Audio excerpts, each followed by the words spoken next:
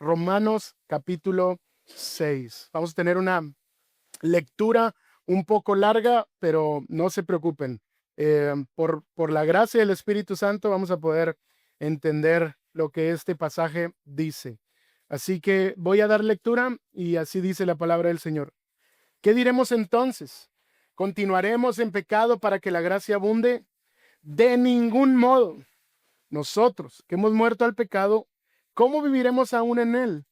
¿O no saben que ustedes, todos los que hemos sido bautizados en Cristo Jesús, hemos sido bautizados en su muerte?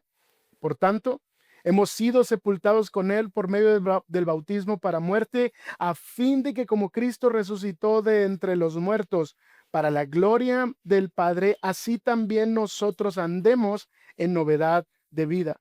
Porque si hemos sido unidos a Cristo en la semejanza de su muerte, ciertamente lo seremos también en la semejanza de su resurrección. Sabemos esto, que nuestro viejo hombre fue crucificado con Cristo para que nuestro cuerpo de pecado fuera destruido, a fin de que ya no seamos esclavos del pecado, porque el que ha muerto ha sido liberado del pecado. Y si hemos muerto con Cristo, creemos que también viviremos con él, sabiendo que Cristo, habiendo resucitado de entre los muertos, no volverá a morir. La muerte ya no tiene dominio sobre él, porque en cuanto a que él murió, murió al pecado de una vez y para siempre. Pero en cuanto él vive, vive para Dios. Así también ustedes considérense muertos al pecado, pero vivos para Dios en Cristo Jesús. Versículo 12. Por tanto, no reine el pecado en su cuerpo mortal, para que ustedes no obedezcan a sus lujurias, ni presenten los miembros de su cuerpo al pecado como instrumentos de iniquidad, sino preséntense ustedes mismos a Dios como vivos de entre los muertos y sus miembros a Dios como instrumentos de justicia. Porque el pecado no tendrá dominio sobre ustedes, pues no están bajo la ley, sino bajo la gracia. Entonces, ¿qué? ¿Pecaremos porque no estamos bajo la ley, sino bajo la gracia? De ningún modo. ¿No saben ustedes que cuando se presentan como esclavos a alguien para obedecerle, son esclavos de aquel a quien obedecen, ya sea del pecado para muerte o de la obediencia para justicia? Pero gracias a Dios, que aunque ustedes eran esclavos del pecado, se hicieron obedientes de corazón a aquella forma de doctrina a la que fueron entregados. Y habiendo sido libertados del pecado, ustedes se han hecho siervos de la justicia. Verso 19. Hablo en términos humanos por causa de la debilidad de su carne, porque de la manera que ustedes presentaron sus miembros como esclavos a la impureza y a la iniquidad para iniquidad, así ahora presenten sus miembros como esclavos de la justicia para santificación. Porque cuando ustedes eran esclavos del pecado, eran libres en cuanto a la justicia. ¿Qué fruto tenían entonces en aquellas cosas de las cuales ahora se avergüenzan? Porque el fin de esas cosas es muerte. Pero ahora, habiendo sido libertados del pecado y hechos siervos de Dios, tienen por su fruto la santificación y como resultado la vida eterna. Porque la paga del pecado es muerte, pero la dádiva de Dios es vida eterna en Cristo Jesús, Señor nuestro. Vamos a orar. Amado Padre Celestial, gracias damos en esta tarde, Dios, por la bendición que es acercarnos a tu palabra. Señor, meditar en ella, reconociendo que ella tiene el poder para rescatarnos de toda nuestra maldad e instruirnos en la justicia para vida eterna. Así que ruego, Señor, que el día de hoy este sermón precisamente produzca esto en los corazones de mis hermanos. Que salgan de este lugar convencidos de que si Cristo les ha salvado, entonces estamos muertos al pecado. Y si Cristo ha cambiado y ha transformado nuestra vida, entonces estamos vivos para darle la gloria a Dios. Así que tu Espíritu Santo nos convenza, Señor, de esto, para cambiar nuestra vana manera de vivir por una vida que te dé toda la gloria y toda la honra. Todo esto te lo pido en Cristo Jesús. Amén. Hermanos, tengo Más o menos, bueno, de hecho acabo de cumplir ahora en febrero 23 años de vivir en Monterrey. Sí, yo no soy regio, pero soy rayado. ¿Ok? Son dos cosas distintas. Pero en estos años, hermanos, me he mudado alrededor de 15 veces. ¿Sí? Y algo que trato de buscar cada vez que me mudo a una buena casa es un buen rentero. Porque no hay cosa más terrible que tener un mal rentero. Un mal rentero, hermano, te puede hacer la vida de cuadritos. Aunque la casa esté linda y aunque el precio esté bueno, tener un mal rentero es una pesadilla. Y yo quiero que imagines una escena. Rentaste una casa preciosa, buen precio. Pero el rentero es uno de esos que se mete, ya es tu casa, pero como él tiene las llaves y cree que es el dueño, se mete a tu casa cuando le da la gana. No te avisa. De repente llegas a la casa y las cosas están movidas. Le llamas a tu rentera y te dice, pues es que esa también es mi casa, discúlpame. Además de eso, si pasa algo en la casa que no tiene nada que ver contigo, también te lo quiere cobrar. A veces te pide rentas por adelantado. De repente Dios escucha tu oración y alguien compra esa casa. Cambias de rentero y el rentero se da cuenta que el rentero anterior era un tirano y este es muy buena onda. Y para mantener felices a todos los inquilinos, les condona 3 meses de renta por todo el trauma que ha escuchado que han vivido los inquilinos. Tú estás feliz, tu primer mes sin tu antiguo rentero, viendo Netflix. Y de repente escuchas que empiezan a golpear la puerta de la casa y empiezan a decir tu nombre, Armando, Armando, soy yo, tu rentero anterior. Ya me enteré que tienes un mes viviendo gratis y vengo a cobrarte. Vengo a cobrarte esa renta que no has pagado. Yo te pregunto, ¿lo dejarías pasar? ¿Le pagarías algo a ese ex rentero? De ningún modo, mi hermano. Él ya no tiene ninguna autoridad sobre ti porque esa casa ya no le pertenece. Y al igual que un inquilino que ha cambiado de dueño su propiedad, ya no tiene ninguna obligación con su rentero anterior. Un creyente, hermano, que ha confiado en Cristo, un creyente que ha sido liberado de la esclavitud del pecado, un creyente que por la gracia ahora puede vivir en la plenitud de Cristo, ya no tiene por qué seguir pecando. Un creyente que realmente ha sido liberado por la obra de Cristo, ya no tiene que seguir viviendo como un muerto espiritualmente. Ahora tiene vida y esa vida debe servir para Dios y para la justicia. Entonces, lo que yo quiero predicarte, hermano, a través de este texto, y yo deseo con todo mi corazón que te lo lleves también en tu corazón, es lo siguiente. Por la obra de Cristo que nos libertó, ya no sirvamos al pecado, sino a la justicia. Por la obra de Cristo que nos libertó, ya no sirvamos al pecado, sino a la justicia. Yo dividí este sermón en 3 grandes ideas. Y mi primer idea está verso 1 al verso 11 y la titulé de la siguiente manera. Por la obra de Cristo hemos muerto al pecado para andar en nueva vida. Por la obra de Cristo hemos muerto al pecado para andar en nueva vida. Y fíjate que empieza esta sección como si hubiera una controversia entre los romanos después del mensaje que habían escuchado, después de la sección que habían leído ellos. Y empieza el capítulo 6 haciendo una pregunta el apóstol Pablo. ¿Qué diremos entonces? ¿Continuaremos en pecado para que la gracia abunde? Acuérdense que la segunda sección del capítulo 5 se trató del reino de la gracia. Ya no vivimos en el reino de la muerte. Aquellos que hemos confiado en Cristo, vivimos en el reino de la gracia. Y entonces a lo mejor empezaron a surgir, o no a lo mejor, es seguro que empezaron a surgir preguntas, sobre todo en una parte judía, que ellos decían, entonces, ¿ya la ley no importa? Entonces tenemos que vivir como nos da la gana. Y el apóstol Pablo responde, no, de ningún modo. Aunque vivamos en el reino de la gracia, les está diciendo el apóstol Pablo a los romanos, eso no significa que seguiremos pecando para que esa gracia abunde.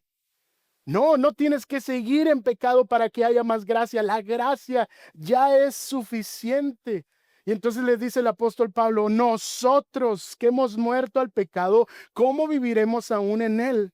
¿O no saben que ustedes, que todos los que hemos sido bautizados en Cristo Jesús, hemos sido bautizados por su muerte? El apóstol Pablo les está diciendo, no, ustedes no pueden seguir pecando porque no porque la gracia reine, ustedes van a seguir pecando, porque el hecho de que la gracia reine, la gracia los haya cambiado y la gracia los haya transformado, significa que ahora han muerto al pecado, que ya no tienen que vivir bajo esa naturaleza pecaminosa, que ya no tienen que vivir de acuerdo a sus deseos pervertidos. Ahora, por la gracia de Dios, tienen el poder y por la obra de Cristo tienen el poder para renunciar a eso. Mira, el apóstol Pablo está hablando acerca de 4 formas diferentes en las que un creyente está muerto al pecado. La primera, en un sentido jurídico. ¿Qué significa eso? Dios trata a los creyentes como si hubieran muerto al pecado cuando Cristo murió. Eso es lo que está tratando de decir.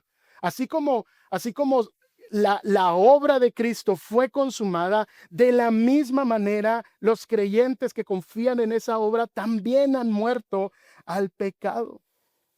La muerte de Cristo no fue un castigo por su propio pecado. De hecho, Cristo no pecó, hermanos. Entonces, ¿cómo es que Cristo murió al pecado? Bueno, lo que pasa es que Cristo estaba sufriendo la pena por el pecado que le correspondía a cada uno de los hombres. En segundo lugar, habla de muertos en un sentido bautismal. Este sentido bautismal es la decisión de Dios de considerar la muerte de Cristo por nuestros pecados como nuestra propia muerte, o como la propia muerte de los creyentes. O sea, un creyente ya no tiene que pasar por esa ira de Dios, por ese abandono de Dios, porque Cristo ya lo hizo por él. Otra tercera manera es en un sentido moral, en el que los creyentes expresan su identidad como muertos y resucitados en Cristo mediante la fe. Y eso lo demuestran arrepintiéndose continuamente y obedeciendo a Dios. O sea, un creyente que dice, yo he muerto al pecado, entonces tiene que vivir en constante arrepentimiento. No significa que ya no va a pecar.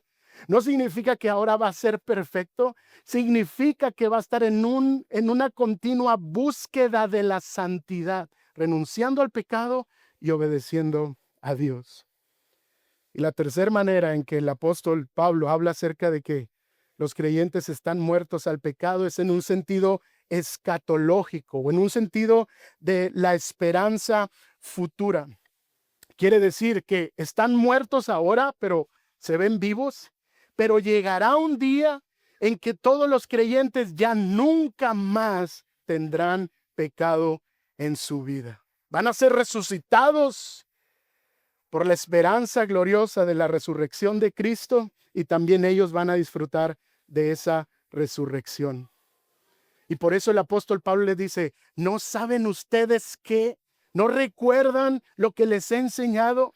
Que ustedes en el bautismo fueron sepultados juntamente con Cristo. Y dice un comentarista, en la práctica, el bautismo puede estar separado en el tiempo del momento de la conversión, pero proporciona un foco y una ocasión para el encuentro divino humano, sirviendo como una metáfora de la iniciativa divina en ese encuentro. ¿Qué quiere decir? El apóstol Pablo está diciendo que el bautismo es una manera de identificación de los creyentes con la muerte y la resurrección de Cristo.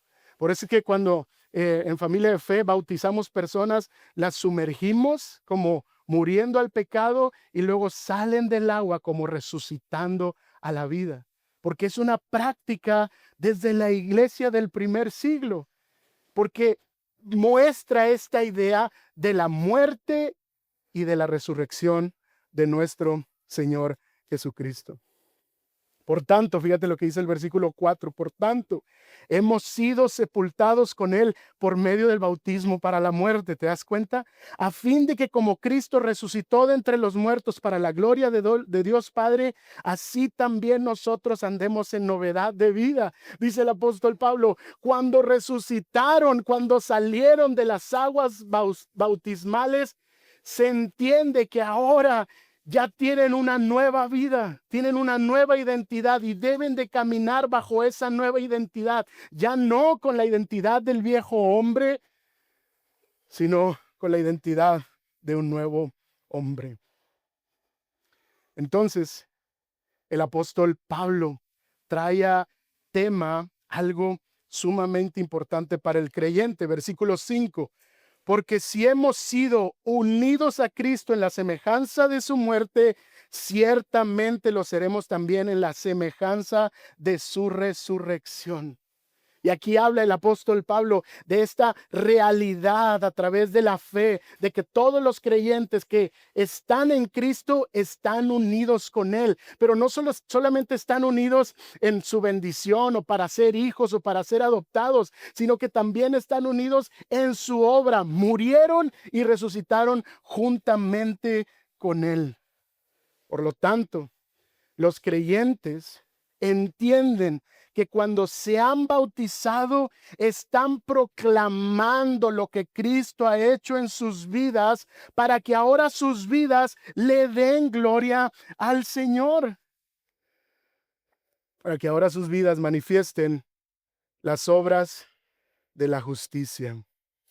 Versículo 6. Sabemos esto, que nuestro viejo hombre fue crucificado con Cristo para que nuestro cuerpo de pecado fuera destruido, a fin de que ya no seamos esclavos del pecado, porque el que ha muerto ha sido liberado del pecado. Y vuelve a traer esta imagen de la esclavitud y de la muerte para decirle a los creyentes que si realmente la obra de Cristo ha sido efectiva a su favor, entonces el antiguo yo ya no tiene que reinar, sino que ahora quien vive es Cristo mismo en sus vidas. Cristo mismo obrando en ellos. Porque el que ha, fíjate el verso 7, porque el que ha muerto ha sido liberado del pecado.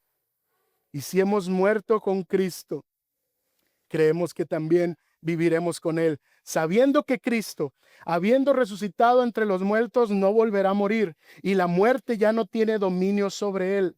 Porque en cuanto a que Él murió, murió el pecado de una vez y para siempre, pero en cuanto Él vive, vive para Dios. Así también ustedes considérense muertos al pecado, pero vivos para Dios en Cristo Jesús.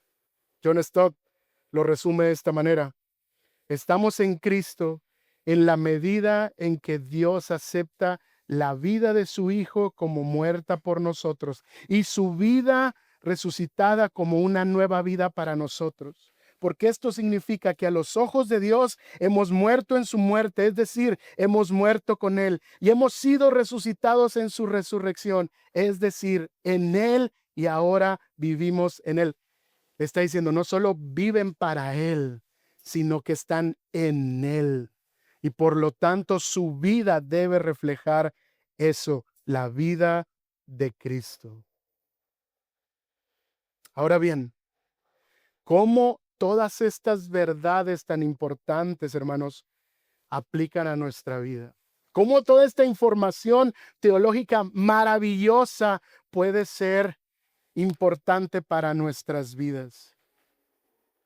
Hermanos, si nosotros hemos sido salvados por la gracia de Cristo, si nosotros ahora vivimos en el reino de la gracia, les pregunto, ¿continuaremos en pecado para que esa gracia abunde?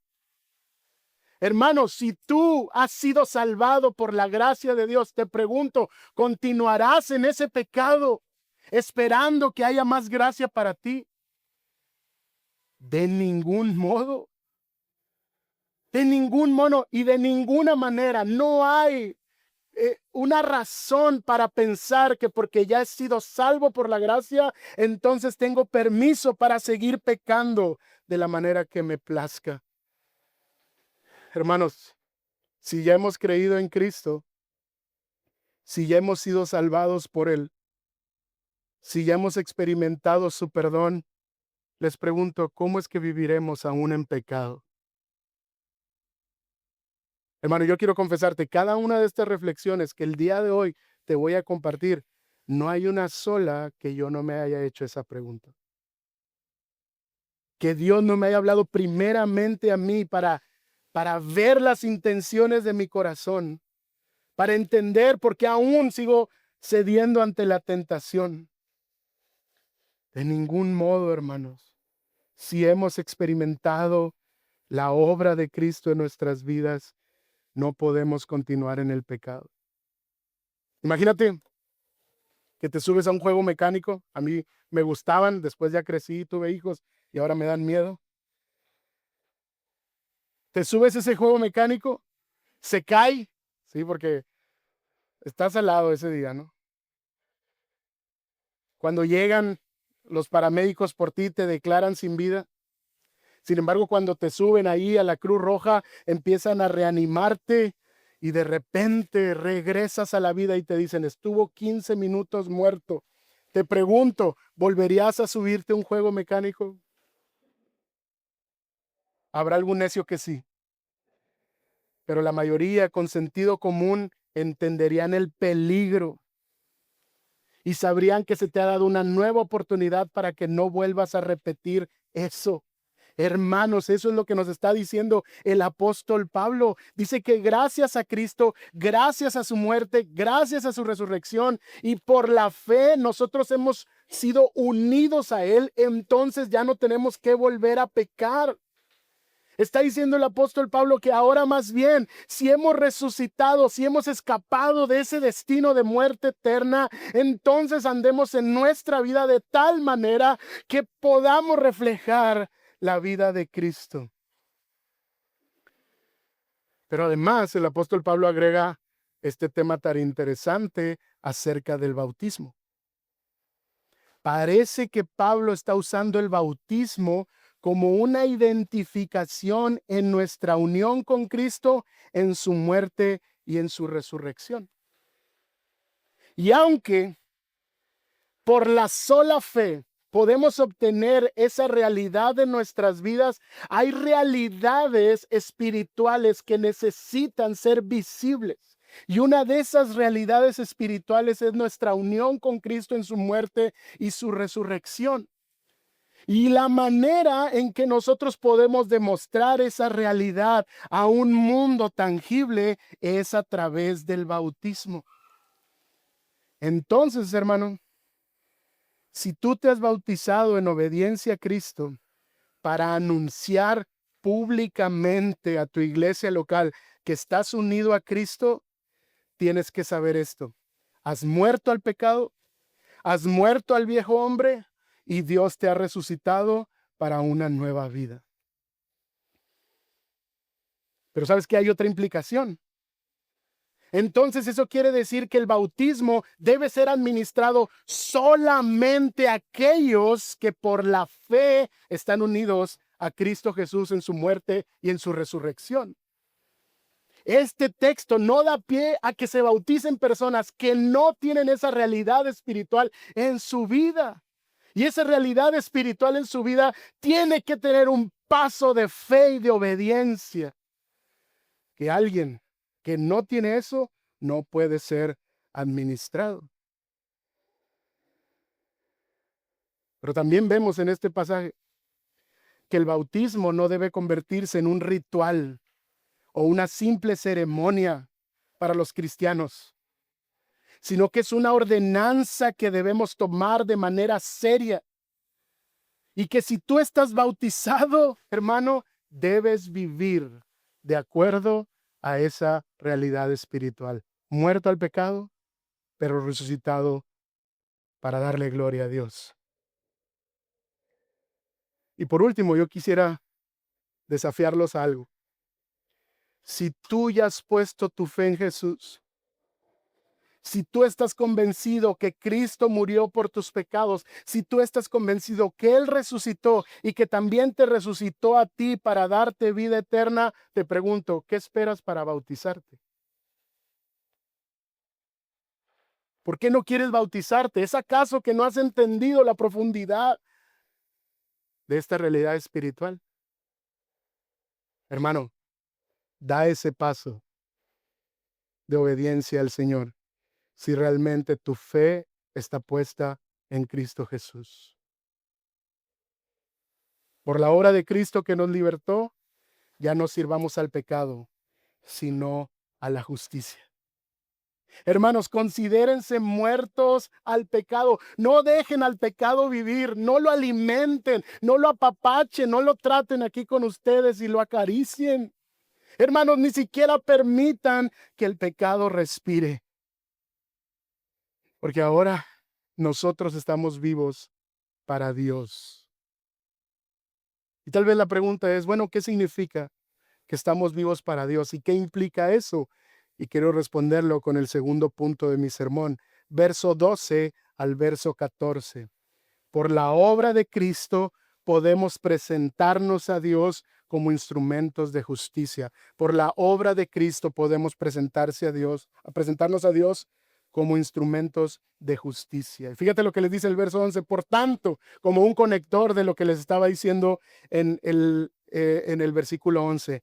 No reine el pecado en su cuerpo mortal para que ustedes no obedezcan sus lujurias, ni presenten los miembros de su cuerpo al pecado como instrumento de iniquidad, sino preséntense ustedes mismos a Dios como vivos entre los muertos y sus miembros a Dios como instrumentos de justicia, porque el pecado no tendrá dominio sobre ustedes, pues no están bajo la ley, sino que bajo la gracia.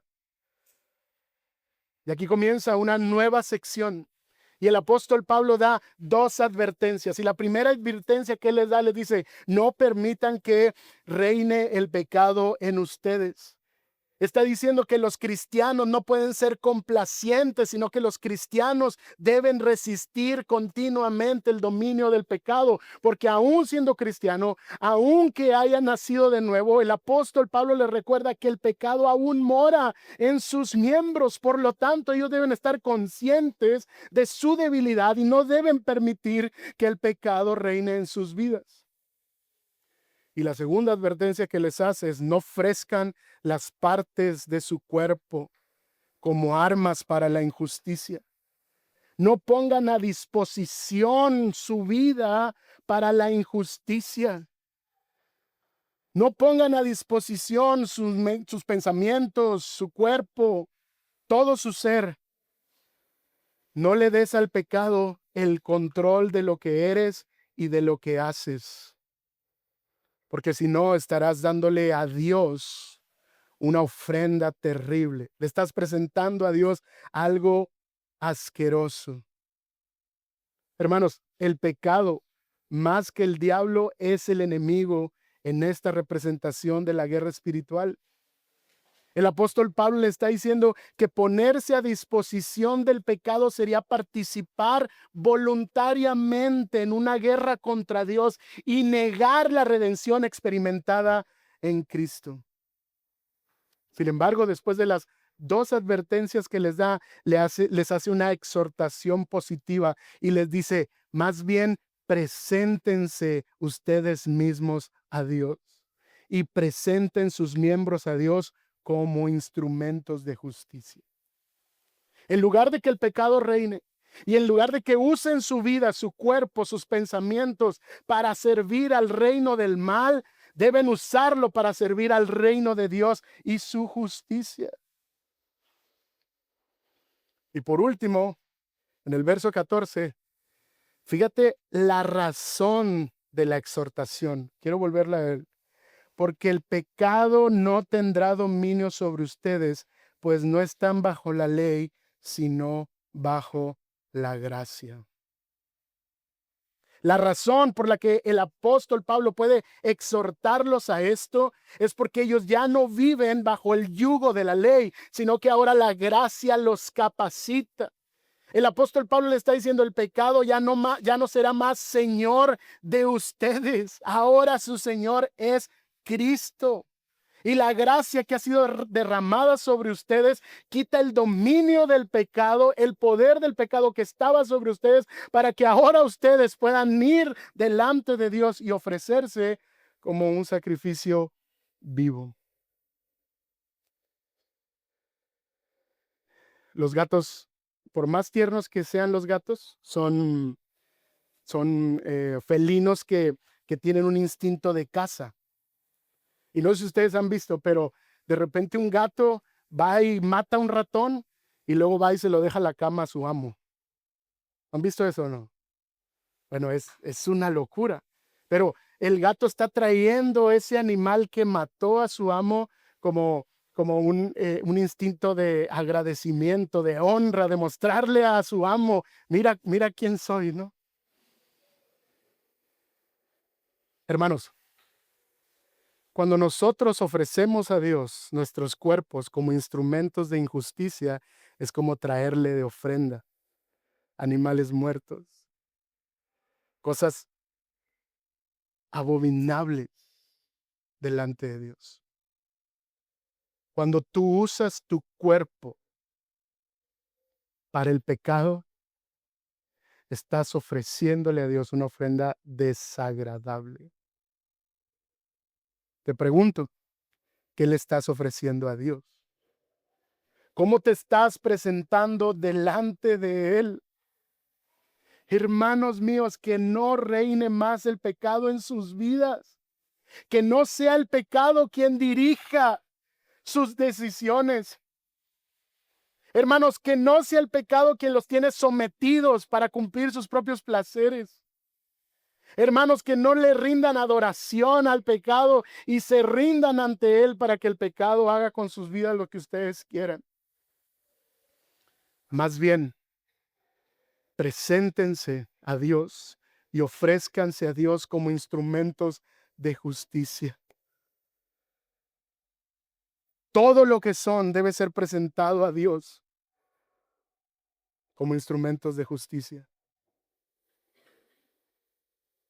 Porque, hermanos, no solo se trata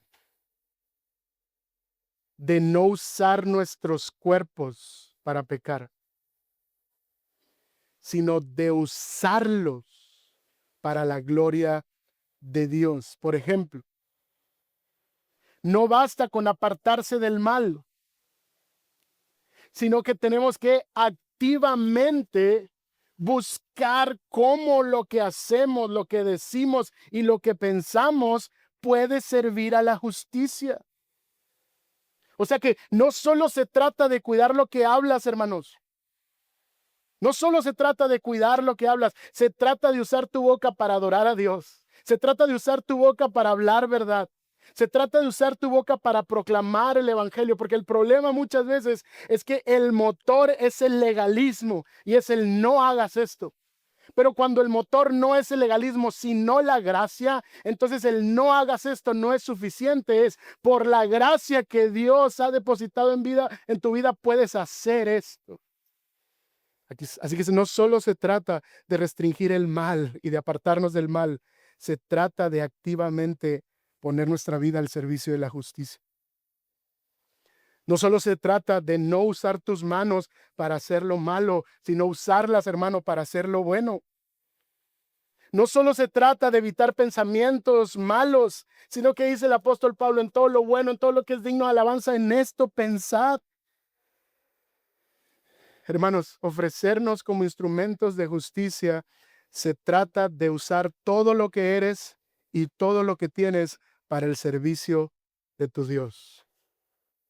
Así que te pregunto, ¿cómo estás poniendo tu cuerpo, tus dones y tus recursos al servicio del Señor? ¿Cómo estás usando todo tu ser para que Cristo sea glorificado? Por ejemplo, hablando de tus recursos, no solo se trata de no malgastar tu dinero y de ser un buen administrador, se trata de usar tus recursos de manera que glorifiquen a Dios y extiendan su reino. Hermano, todo lo que somos y todo lo que tenemos debemos ofrecerlo a Dios como instrumentos de justicia. Pero recuerda, el motor para presentar nuestra vida como instrumentos de justicia no es el legalismo, no es el temor, no es la condenación. El apóstol Pablo no le está diciendo, si ustedes siguen pecando, se van a ir al infierno, y si siguen pecando, van a perder su salvación. No, lo que él está diciendo, ya no pequen porque ya no están bajo la ley, ahora están bajo la gracia. Wow. Hermanos, inmerecidamente Dios nos ha salvado. Y ya no tenemos que hacer nada para ser salvos, sino solo recibir por fe lo que Él ya hizo. Entonces eso debe ser suficiente para rendirnos y ofrecer nuestra vida a la voluntad de Dios y lo que le da gloria. Por la obra de Cristo que nos libertó, ya no sirvamos al pecado, sino a la justicia. Y mi último punto lo tengo en verso 15 al verso 23. Y lo titulé así: por la obra de Cristo damos como fruto la santificación para vida eterna. Por la obra de Cristo damos como fruto la santificación para vida eterna. Y esta tercera sección inicia como inició básicamente el capítulo 6. Dice, entonces, ¿qué? Porque otra vez está introduciendo, ya no vivimos bajo la ley, sino bajo la gracia, y puede surgir de nuevo esta pregunta, entonces, ¿qué? ¿Pecaremos porque ya no estamos bajo la ley, sino bajo la gracia? Y de nuevo el apóstol Pablo le dice, de ningún modo. Porque si ustedes vuelven a pecar, aunque ya han muerto al pecado, dice, se van a convertir en esclavos de él. Versículo 16. ¿No saben que ustedes, cuando se presentan como esclavos a alguien para obedecerle, son esclavos de a quien obedecen? O sea que si vuelven a pecar, si ustedes rechazan esa gracia y empiezan a vivir de la manera que les complace, entonces están esclavizando de nuevo a algo que ya han sido libertados. Pero gracias a Dios, versículo 17, que aunque ustedes eran esclavos del pecado, se hicieron obedientes de corazón a aquella forma de doctrina a la que fueron entregados, y habiendo sido libertados del pecado, ustedes se han hecho siervos de la justicia. Y el apóstol Pablo hace una declaración, no como para algo que puede ser posible, no para algo que va a suceder. Ni siquiera les está pidiendo algo, no les está diciendo, mueran al pecado. No, él está diciendo, ustedes ya son libres. Y les dice, y esa es la enseñanza que yo les he transmitido, porque el apóstol Pablo sabe que la doctrina correcta debe dar como fruto una vida correcta. Una mala doctrina va a traer como consecuencia una vida desordenada y desenfrenada. Pablo sabe que muchas veces el problema no es que no hayan recibido a Jesucristo y no hayan recibido por fe la salvación. Pablo sabe que el problema muchas veces son las enseñanzas y las malas enseñanzas que han recibido. Sin embargo, él les está diciendo, yo les entregué la doctrina adecuada. Y esa doctrina es suficiente para que ustedes vivan libres del pecado y sean siervos de la justicia. Y luego verso 19 y verso 20 les dice, y estoy usando todos estos términos porque son débiles. Tengo que usar términos humanos para que lo entiendan. Esclavitud, libertad, eso era algo que entendían perfectamente en el Imperio Romano. La esclavitud era algo del pan de cada día. De hecho, era una institución dura y degradante. Y entonces el apóstol Pablo quiere hacerles ver que así como la esclavitud entre el imperio es horrible, vivir como esclavo del pecado es horrible. Pero vivir como esclavo de la justicia va a traer a su vida santificación. Es como termina el verso 19. Pero si ustedes viven como esclavos de la justicia, no van a sufrir. Al contrario, van a ser santificados. Y luego el verso 21 les hace una pregunta que tal vez nosotros nos hemos hecho. ¿Qué fruto tenían entonces en aquellas cosas de las cuales ahora se avergüenzan? Pablo sabía, Pablo conocía los pecados de ellos.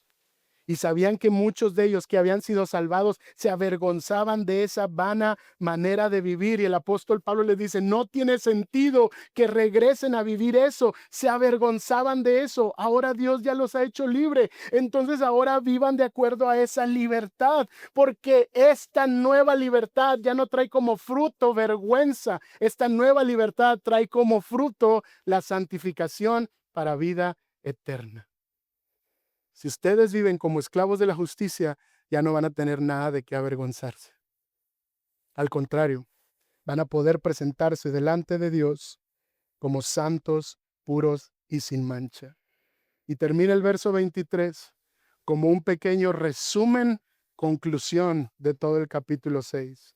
Y es un texto que tal vez muchos de nosotros conocemos y dice así, porque la paga del pecado es muerte, pero la dádiva de Dios es vida eterna en Cristo Jesús nuestro Señor. Está concluyendo el apóstol Pablo diciendo, la razón por la que Cristo fue sacrificado es porque Él estaba pagando el pecado de alguien más. Cristo fue tratado en su muerte como un pecador. Dice, y asimismo, todos los que confían en Él, ese sacrificio será contado a su favor.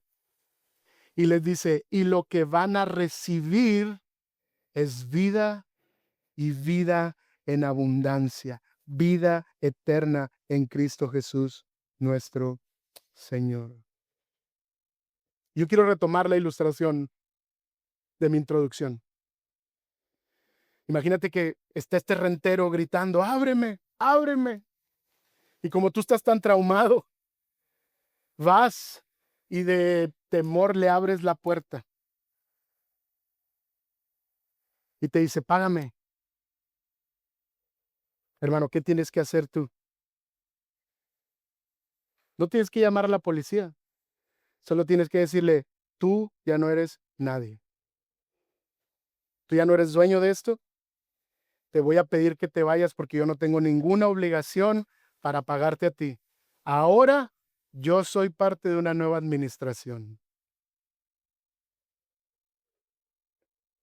Hermanos, muchas veces en nuestras vidas, cuando la tentación se presenta ante nosotros, lo que usted tiene que hacer es recordarle a su alma que ya no le pertenece a Satanás. Necesita recordarle a su alma que usted ya no está muerto en sus delitos y pecados. Necesita recordarle a ese viejo rentero que ahora usted está vivo para obedecer a Dios, hermanos. Ahora le pertenecemos a Dios. Y eso significa que el pecado ya no tiene poder sobre nosotros. Ojo, sí, el pecado aún está en nuestra naturaleza. Sí, eventualmente vamos a pecar, pero no significa que ahora tengamos que servir a esos deseos perversos. Sin Cristo, hermano, usted no tenía ninguna opción. Pero con Cristo y por la gracia que le da día a día y por el Espíritu Santo que ahora mora en usted, usted puede decirle no al pecado y sí a la justicia. Usted puede hacerlo. ¿Y sabe cómo se le llama a ese proceso? Santificación. Y santificación es en el proceso en el que nos encontramos todos. Y esta santificación es posible gracias a la obra de Cristo. Si usted ha descansado su fe en la obra y en la persona de Cristo, usted ya ha sido declarado santo delante de Dios. Usted es santo. Dios lo mira como a Cristo lo miró. Dios lo ve con la sangre preciosa de su Hijo que le ha cubierto para que usted pueda presentarse como justo y como santo delante de Él. Sin embargo, el hecho de que ya seamos santos delante de Dios no significa que ya no tenemos pecado en nuestras vidas. Y yo quiero hablar acerca de eso, de la santificación, que son dos cosas distintas. Santo es su posición delante de Dios. Santificación es el proceso en el cual estamos todos los creyentes hasta que Cristo regrese por nosotros. La confesión de Westminster lo define así: la santificación es la obra de la gracia de Dios por la cual somos renovados en todo nuestro ser conforme a la imagen de Dios y capacitados cada vez más para morir al pecado y vivir para la justicia. Hermanos, y la santificación es una obra progresiva. Y es una obra progresiva que Dios está llevando a cabo. Sin embargo, en la santificación también participamos nosotros. Pon mucha atención. En la santificación también participas tú activamente. Es Dios quien está dando el crecimiento en tu vida, pero Él está usando tu obediencia, tus esfuerzos, tu disciplina para transformarte. Entonces, ¿cómo podemos crecer en nuestra santificación? Yo te voy a dar 3 maneras. La primera manera, obedeciendo a la palabra de Dios. Eso significa que tu vida debe dirigirse por lo que la palabra dice y tu enfoque debe ser la gloria de Dios. La segunda manera es que tienes que mortificar tu pecado, hermano. Y mortificar tu pecado implica que debes renunciar a cosas, renunciar a personas, renunciar a pensamientos y renunciar a hábitos que te llevan a situaciones vulnerables donde puedes caer en tentación. Vamos a ponerlo muy sencillo. Tienes una novia y estás luchando con deseos de fornicar con ella. Tú sabes que el sexo fue creado para el matrimonio, no fuera de él. Y tú sabes que eres débil. Y dices, vámonos al cine a la última función, cuando ya no haya nadie en la sala de cine. ¿Es sabio o no es sabio? Claro que no. La mortificación al pecado le dice no a esas situaciones que te llevan a un lugar vulnerable donde seguramente vas a caer. La mortificación del pecado implica identificar mis debilidades y combatirlas intencionalmente. Y eso no nos gusta hacerlo. Decimos, bueno, si Dios quiere que deje de ser un mentiroso, que me cambie. No, no puede ser así, hermanos. Si Dios no quiere que caiga en pecado, bueno, pues que Él me libre. No, no funciona así. Dios ya te dio medios de gracia. Y mortificar el pecado es un ejercicio diario donde yo identifico mis debilidades y soy intencional en huir de ellas para ir en pos de la gloria de Dios. Hermanos, la mortificación del pecado implica honestidad e implica mucha gracia de parte de Dios para obedecer la palabra. Y la tercera manera, tienes que hacer de tus disciplinas espirituales un hábito de tu vida. Yo te voy a dejar aquí una estadística que estoy seguro muchos pastores estarán de acuerdo conmigo. Regularmente las personas que están pasando por luchas de pecado más profundas son cristianos que están alejados de sus disciplinas espirituales. Hermano, no hay crecimiento en la santificación si no hay un compromiso con tus disciplinas. Y esto es posible. Tu santificación es posible gracias a la obra de Cristo que nos libertó. Así que, hermanos, ya no sirvamos al pecado, sino a la justicia.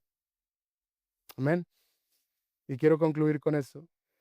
Martin Lloyd-Jones, con respecto a este pasaje, comentó lo siguiente. Pablo no le dice al creyente que muera al pecado, sino que ya ha muerto al pecado en Cristo. La batalla de la santificación comienza cuando entendemos esta verdad y dejamos de vernos como esclavos inevitables del pecado. Hermanos, esta batalla solo se puede ganar cuando por medio de la fe entendemos que ya no tenemos por qué vivir esclavizados al pecado. Y yo quiero animarles y exhortarles en esta tarde a 2 cosas. Aquellas personas que estén en este lugar, no importa si eres un cristiano que nació en una casa cristiana. Es más, no importa si ya te has bautizado en el río Jordán cuando fuiste a Israel. Aquellos que no han confiado en Cristo no pueden servir a la justicia.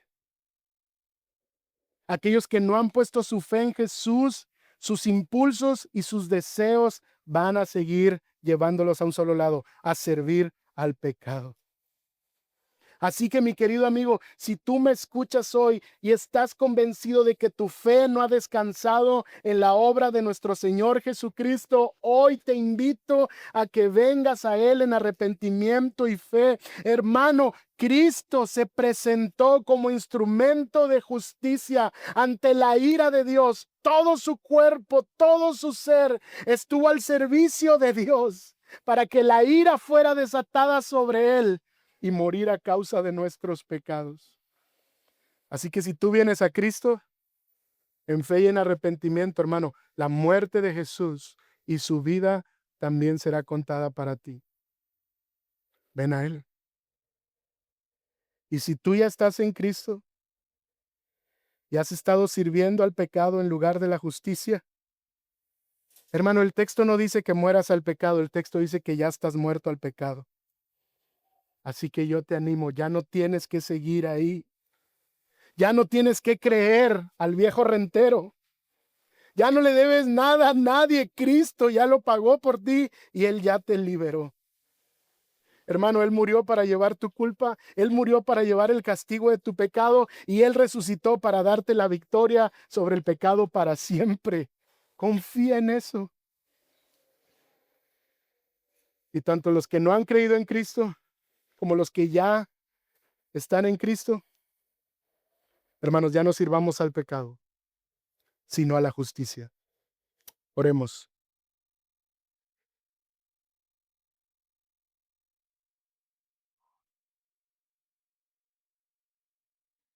Señor Jesús, ayúdanos a recordar estas verdades en medio de la tentación. Señor, ayúdanos a ver que a pesar de que ya somos creyentes, seguimos pensando que el pecado tiene dominio sobre nosotros. Perdónanos, Señor, y líbranos. Si hemos creído que porque estamos en el reino de la gracia, entonces podemos seguir pecando deliberadamente. De ningún modo, Señor. Tú nos has llamado a ser siervos de la justicia. Y todo esto es posible no por nuestras fuerzas y no por nuestra entereza, sino por la fuerza con la que Cristo todos los días nos persevera para que huyamos del pecado y corramos hacia la justicia. Señor, que la gracia recibida no sea un motivo para pecar, sino que la gracia recibida sea el motor, sea la razón por la que ahora vivamos como siervos de la justicia, en una constante santificación. Dios, ayúdanos a mortificar nuestro pecado. Ayúdanos a combatir nuestro pecado. Ayúdanos a presentar nuestros pensamientos, nuestras manos, nuestras acciones, nuestro andar como instrumentos de justicia. No solo apartándonos del mal, sino haciendo aquellas cosas que te dan gloria y honra. Todo esto te lo pido, Señor, porque aunque la paga del pecado es muerte, la dádiva que tú nos has dado en Cristo es vida y vida eterna. Gracias te damos en Cristo Jesús. Amén.